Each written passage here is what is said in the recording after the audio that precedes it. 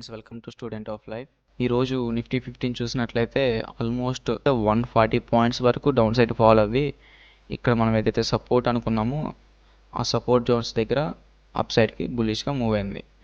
So ఇక్కడ support తీసుకున్నట్లుగానే ఉంది market అయితే చూస్తే. సో నిఫ్టీ 50ని ఇక్కడి నుంచి అప్ సైడ్కి చూడొచ్చా అంటే 250 పాయింట్స్ వరకు పెరిగేదానికి ఛాన్స్ ఉందండి. ఇక్కడి నుంచి 25,087 దగ్గర ఉంది కదండి మార్కెట్. ఇక్కడ నుంచి 250 వరకు 25,250 వరకు మనం ఎక్స్పెక్ట్ చేయొచ్చండి మార్కెట్ని అప్ సైడ్గా. సో రేపు ఈ జోన్లో ఈ దగ్గరలో ఎక్కడైనా ఓపెన్ అవ్వి 25,100 అలా ఓపెన్ అవ్వి ఫస్ట్ 15 మినిట్స్ క్యాండిల్ ఒక హై కానీ అప్ సైడ్కి బ్రేక్అవుట్ ఇచ్చినట్లయితే నేను కాల్ ఆప్షన్ బై చేస్తాను. అలాగే ఒక 40-50 పాయింట్స్ వరకు ఎక్స్పెక్ట్ చేయొచ్చండి మనం కానీ at the money call option by చేసినట్లయితే. లేదు ఇక్కడ నుంచి డౌన్ సైడ్కి మార్కెట్ కానీ ఈ సపోర్ట్స్ని బ్రేక్ చేసి డౌన్ సైడ్కి ఫాలో అయినట్లయితే ఇమీడియట్ సపోర్ట్ కింద 24,815 అనుకుంటున్నాను ఇమీడియట్ సపోర్ట్ కింద. అలాగే ఇక్కడ ఈ సపోర్ట్స్ కానీ బ్రేక్ అయితే ఆల్మోస్ట్ 130 పాయింట్స్ వరకు మనకి దొరికే ఛాన్స్ ఉంటుంది. ఒకవేళ మనం at the money call option by చేస్తే ఒక 60-70 పాయింట్స్ వరకు మనకు రీచ్ ఉంటుందండి. సో అంతకంటే ఎక్కువ ఎక్స్పెక్ట్ చేయొద్దు. సో నేను ఎక్స్పెక్ట్ చేస్తున్నది వచ్చేసి మార్కెట్ ఈ జోన్లో ఉంటుంది అనుకుంటున్నాను. సో 25,000 నుంచి 25,300 వరకు ఈ జోన్లో ఉంటుందని నేను ఎక్స్పెక్ట్ చేస్తున్నాను నిఫ్టీ 50. రేపు మార్కెట్ ఒక మొమెంటం బట్టి మనం డెసిషన్ తీసుకోవచ్చు అండి నెక్స్ట్ వీక్ ఎలా ఉంటుందని. ప్రజెంట్ అయితే ఈ వీక్ అంతా కూడా బేరిష్గానే ఉండాలి. అంటే పడుతూనే ఉండాలని కాదు, ఒక జోన్లో ఉన్నా సరే మార్కెట్ ఫాల్ అవ్వి ఒక జోన్లో ఉన్నా సరే అది బేరిష్గానే ఉన్నట్టు. సో సెల్లర్స్కి ఇది ఒక అడ్వాంటేజ్ అనుకోవచ్చు. ఇమీడియట్గా పెరగదు కాబట్టి సెల్లర్స్ ఏం చేస్తారంటే ఈ సపోర్ట్ జోన్ బ్రేక్ అయిన తర్వాత ఈ సపోర్ట్ జోన్ పైన ఉన్న కాల్ ఆప్షన్స్ని సెల్ చేసి పెట్టుకుంటారు. సో మార్కెట్ ఇక్కడ నుంచి పెరిగినా పడినా వాళ్ళకి ప్రాఫిటే. అయితే ఎంతవరకు అంటే ఈ జోన్ అనేది అప్సైడ్కి బ్రేక్ అవ్వకూడదు. సో అంతవరకు వాళ్ళు ప్రాఫిట్తోనే ఉంటారు. మార్కెట్ ఇక్కడ నుంచి అప్సైడ్కి వెళ్ళాలంటే మాత్రం ఫస్ట్ ఆఫ్ ఆల్ ఈ సపోర్ట్ జోన్ బ్రేక్ చేయాలి. అలాగే దానికి ముందు ఈ మూవింగ్ యావరేజ్ 50 EMAని బ్రేక్ చేసి అప్సైడ్కి క్లోజ్ అవ్వాలండి. ఆ తర్వాతనే మనం మార్కెట్ని ఇంకా బులిష్గా ఎక్స్పెక్ట్ చేయొచ్చు. నేను ఒక స్మాల్ రీటెస్ట్మెంట్ గురించి చెప్తున్నానండి. ఇక్కడ నుంచి ఒక 200 పాయింట్స్ వరకు మనకి జోన్ ఉంటుంది.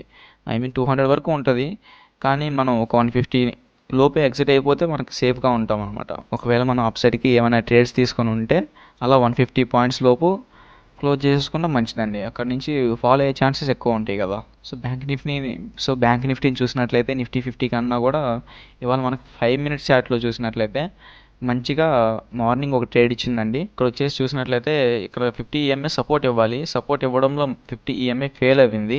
సో నెక్స్ట్ డే నేనైతే ఎంట్రీ తీసుకుంటాను, లేదా ఒక రీట్రేస్మెంట్ గురించి చూస్తాను. ఈ రీట్రేస్మెంట్లో కూడా 50 EMA ఏం చేస్తుంది, అప్ సైడ్కి వెళ్ళనివ్వలేదు మార్కెట్ని ఇక్కడ ఈ ఏరియాలో. నెక్స్ట్ ఈ క్యాండిల్లోనే మనకు తెలియాలి మార్కెట్ ఇక్కడ నుంచి ఫాలో అవుతుంది సపోర్ట్ వరకు అని చెప్పి. సో ఇక్కడ ఎంట్రీ తీసుకుంటే సపోర్ట్ వరకు మనం ప్లాన్ చేసుకున్నట్లయితే 120 పాయింట్స్ అంటే ఒక 70-80 పాయింట్స్లో మనం ఇక్కడ క్లోజ్ చేసుకోవచ్చు బ్యాంక్ నిఫ్టీలో. అలాగే ఈవినింగ్ టైంలో కూడా ఇక్కడ ఈ మూవింగ్ యావరేజ్ మల్టిపుల్ టైమ్స్ మనకి రెసిస్టెన్స్గా పనిచేస్తూ వచ్చింది 50 EMA 5 మినిట్స్లో. అట్లాగే 1, 2, 3 థర్డ్ టైం బ్రేక్అవుట్ సినారియో అక్కడ వర్కౌట్ అయింది ఈవినింగ్ టైం 250కి. సో ఇక్కడ మనం ఎంట్రీ తీసుకున్నట్లయితే ఒక 100 పాయింట్స్ అంటే ఒక 50 పాయింట్స్ వరకు మనం at the money call option ఒక 50 పాయింట్స్ వరకు మనం at the money call option కొని టార్గెట్ పెట్టుకొని క్లోజ్ చేసుకోవచ్చు సేఫ్గా. రేపు మార్కెట్ ఎలా ఉండబోతుందని నేను ఎక్స్పెక్ట్ చేస్తున్నానంటే ఈ రెసిస్టెన్స్ కానీ బ్రేక్అవుట్ అయితే ఈ జోన్ వరకు నేను ఎక్స్పెక్ట్ చేస్తానండి. 56,800 కానీ బ్రేక్అవుట్ అయ్యి అప్ సైడ్ క్లోజ్ చేస్తే మంచిగా అక్కడి నుంచి ఇది కూడా బ్రేక్ అయ్యేదానికి నేను వెయిట్ చేస్తానండి. 56,860, 865 అలా ఈ లెవెల్ కూడా బ్రేక్అవుట్ అయిన తర్వాత నేను ఫ్రెష్గా ఎంట్రీ తీసుకుంటాను. ఈ ఏరియాలో వస్తేనే నేను తీసుకుంటాను, ఈ గ్యాప్లో ఎక్కడ కూడా తీసుకోను. ఈ జోన్లో మనం ఎటువంటి ఎంట్రీస్ని ప్లాన్ చేసుకోకూడదు. అలాగే మార్కెట్ మనం చెప్పుకున్నట్లుగానే మనం పైన అప్ సైడ్ ఒక జోన్ గీసుకున్నాం, డౌన్ సైడ్కి ఒక జోన్ గీసుకున్నాం. ఈ జోన్లోనే మార్కెట్ సైడ్ వేస్లో ఉంది చూడండి. అలాగే నేను రేపు కూడా ఇట్లాగే సైడ్ వేస్లో ఉంటుందని ఎక్స్పెక్ట్ చేస్తున్నాను. కానీ 5 మినిట్స్లో చూసినట్లయితే ఇక్కడ మంచిగా అప్ సైడ్కి వెళ్తుందని చెప్తుంది. అదే 1 అవర్లో చూద్దాం. 1 అవర్లో చూసినట్లయితే చూసారా ఇక్కడ 50 EMA రెసిస్టెన్స్గా ఉంది, ఇక్కడ రెసిస్టెన్స్ జోన్ ఉంది, ఇక్కడ పివోట్ పాయింట్ రెసిస్టెన్స్గా ఉంది, మళ్ళీ 50 EMA రెసిస్టెన్స్గా ఉంది. సో అప్ సైడ్కి వెళ్ళాలంటే ఇన్ని రెసిస్టెన్స్లు ఉన్నాయి. వీటన్నిటిని బ్రేక్ చేస్తే మాత్రం ఇంకా స్ట్రాంగ్గా వెళ్తుందని నేను ఎక్స్పెక్ట్ చేస్తున్నాను. ఈ రెసిస్టెన్స్ కూడా పట్టించుకోదు. ఇన్ని రెసిస్టెన్స్ని బ్రేక్ చేసిన తర్వాత ఇది స్మాల్ రెసిస్టెన్స్ అనుకోవచ్చు. ఇక్కడికి వచ్చి కొంచెం సేపు ఆగి మళ్ళీ బ్రేక్ చేసి అప్ సైడ్కే వెళ్ళేదానికి ఛాన్స్ ఉంటుంది. మార్కెట్లో ఇప్పుడు బేరిష్ సినారియో రన్నింగ్ అవుతుంది కాబట్టి, బేరిష్ సెంటిమెంట్ రన్నింగ్ అవుతుంది కాబట్టి, ఒకవేళ డౌన్ సైడ్ బ్రేక్ అయితే మాత్రం ఇమీడియట్ సపోర్ట్ కింద నేను ఈ S1ని తీసుకుంటానండి. సో S1 ఎందుకు ఉంది అక్కడ అనే దానికి ఒక కారణం కూడా ఉంటుంది. సో ఫిబ్రవరి ట్రేస్ మనీ ఈ లాస్ట్ నుంచి ఒకసారి డ్రా చేసి చూద్దాం. ఈ లాస్ట్ నుంచి ఈ హైని ఈ లోని మ్యాచ్ చేసి చూస్తున్నాను అంతే. చూసినట్లయితే ఇక్కడ 0.5 లెవెల్ అనేది ఈ S1కి దగ్గరగా ఉంది చూడండి. ఈ S1 అలాగే ఈ లెవెల్కి ఈ S1కి మ్యాచ్ అవుతుంది.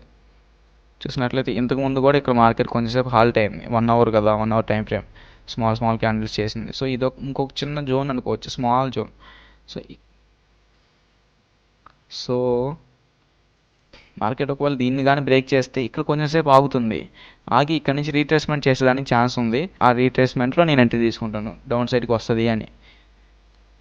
సో మార్కెట్ ఇక్కడికి వచ్చి ఇక్కడ ఆగి కొంచెం బుల్లిష్ క్యాండిల్ ఫామ్ అయిందంటే అక్కడ నేను పుట్ ఆప్షన్ బై చేసేదాన్ని చూస్తాను.